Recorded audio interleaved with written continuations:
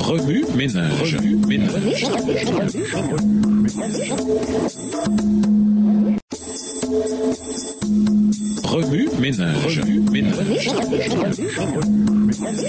Bienvenue dans notre émission Remue ménage. Nous voilà à la leçon de lundi, interpréter une colère appropriée. Bien des gens sont surpris de voir comment la Bible répond à la question « La colère est-elle un péché ?» Dans la Bible, on voit que Dieu lui-même se met en colère lorsque les gens pêchent. Deutéronome 1, les versets 34 et 37, Deutéronome 3, verset 26, Deutéronome 4, verset 2, Deutéronome 9, les versets 8, 12 et 20. On constate par là que la colère n'est pas nécessairement une mauvaise chose. Elle peut parfois être une juste réponse au mal. Lorsque nous nous mettons en colère contre quelque chose de mal, cela peut nous motiver à agir et à rectifier les choses. Ceci dit, la colère mal gérée entraîne à coup sûr des problèmes. Une colère incontrôlée peut conduire à la violence et à la destruction. La Bible donne ses instructions sur la manière de contrôler la colère. Par exemple, si vous vous mettez en colère, ne péchez pas. Éphésiens 4, le verset 26. Cela nous dit deux choses. Premièrement, la colère n'est pas un péché. Et deuxièmement, il est possible d'exprimer notre colère de manière positive et de ne pas la laisser se transformer en haine ou en vengeance. Nous voyons aussi dans Jacques 1, le verset 19, que Dieu désire que nous soyons lents à nous mettre en colère. Ce qui signifie que dans les moments de frustration ou de rage, nous devrions réfléchir avant de réagir. Dans le livre des Proverbes, il est dit « Le sot donne libre cours à sa mauvaise humeur, le sage retient et calme la sienne ». Proverbe 29, le verset 11.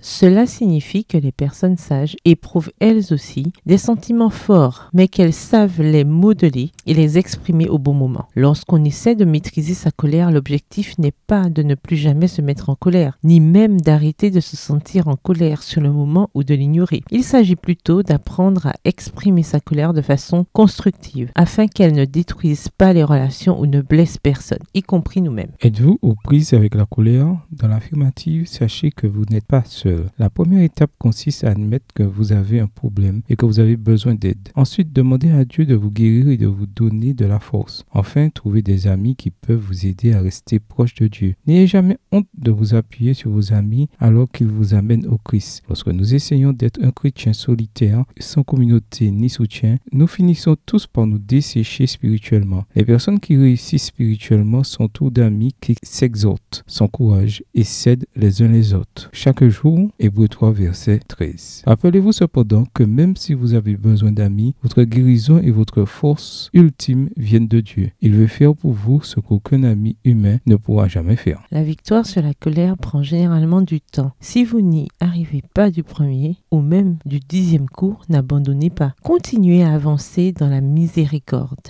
l'amour, le pardon, la grâce et la puissance de Dieu. Ne permettez pas à l'ennemi de s'insinuer dans votre marche, même lorsque vous faites un faux pas. Lorsque nous tombons, Dieu est fidèle et nous pardonne selon sa promesse. Souvenez-vous des promesses de Dieu, parlez-lui et essayez à nouveau. Remue ménage. Après avoir regardé votre texte écrit à noter, quels éclairages particuliers vos notes semblent-elles indiquer dans l'ensemble? Quelles questions émergent après l'étude de ce passage? Quelle partie trouvez-vous difficile? Quels autres principes et conclusions découvrez-vous? Quels sont les moyens et les moments appropriés pour exprimer la colère? Au revoir. Et à demain si Dieu veut.